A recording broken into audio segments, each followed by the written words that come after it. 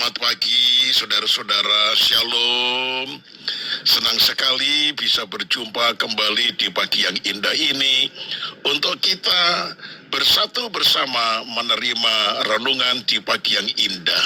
Kita satu dalam doa. Tuhan, ucapan syukur pertama-tama kami naikkan atas kebaikan-Mu, sehingga kami boleh ada di pagi ini dalam keadaan baik dan sehat. Itu sebabnya sebelum kami memulai seluruh aktivitas kami mendengar lebih dulu firman-Mu disampaikan lewat renungan gembala di pagi ini. Dalam nama Tuhan Yesus, haleluya, amin. Tema renungan pagi ini yaitu Tuhan mencari yang taat. Terambil dari Roma 16 ayat 19 yang berbunyi demikian. Kabar tentang ketaatan-Mu telah terdengar oleh semua orang. Sebab itu, aku bersuka cita tentang kamu. Tetapi aku ingin supaya kamu bijaksana terhadap apa yang baik dan bersih terhadap apa yang jahat.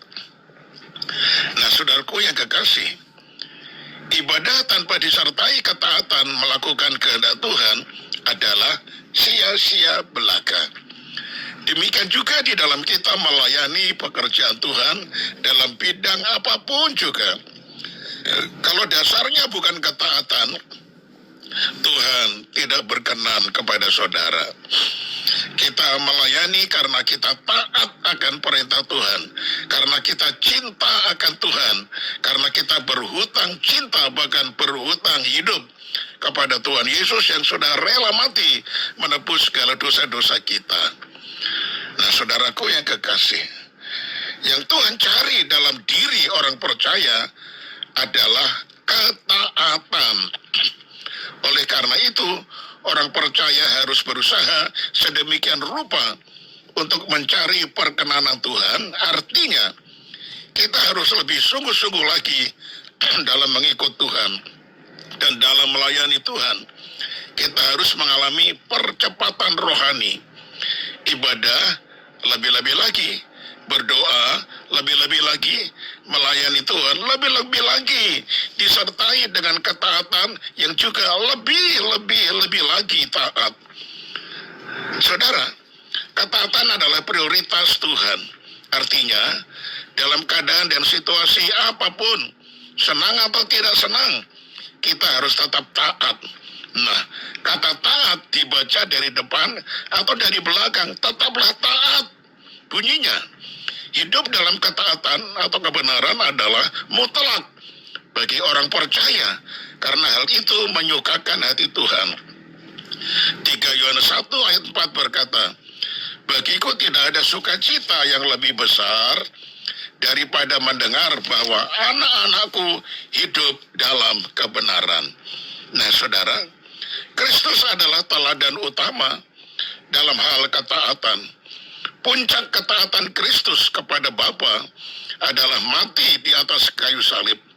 Ketaatan Kristus inilah yang menghasilkan keselamatan bagi setiap orang yang percaya.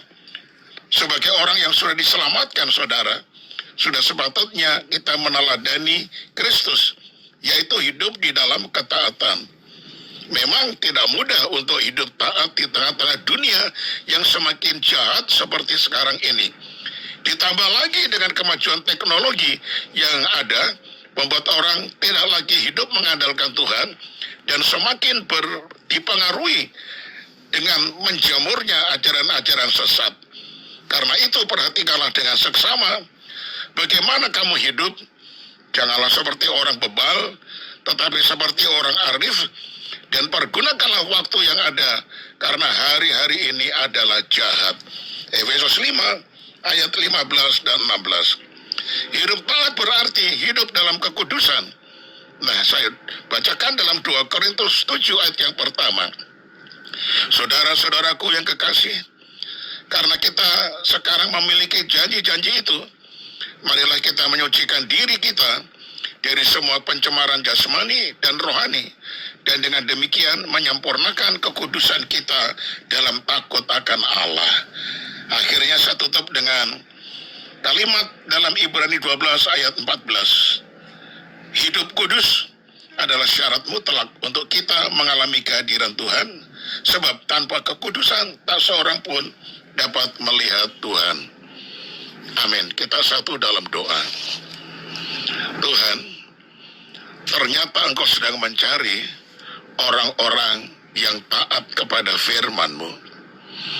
Ketika Engkau mencari orang yang taat, biarlah Engkau menemukan kami ya Tuhan, karena kami sudah menerima Engkau sebagai Tuhan dan Juru Selamat.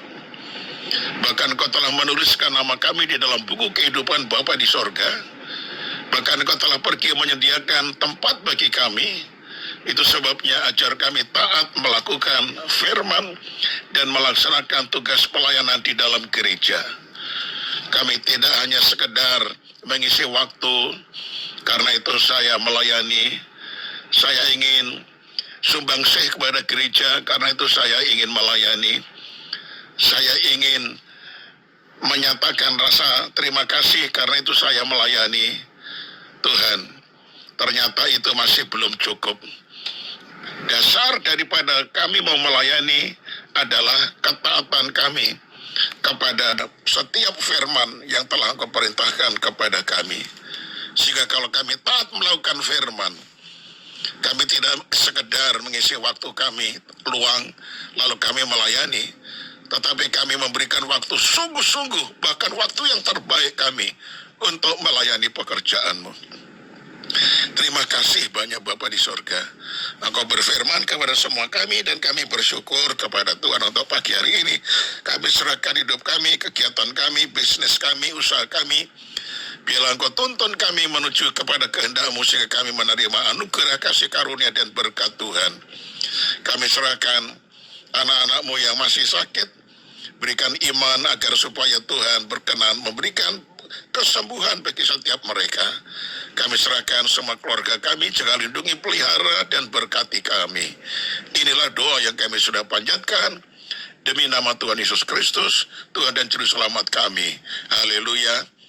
Amin. Salam saudaraku, selamat pagi. Sampai bertemu esok hari dan tetap semangat.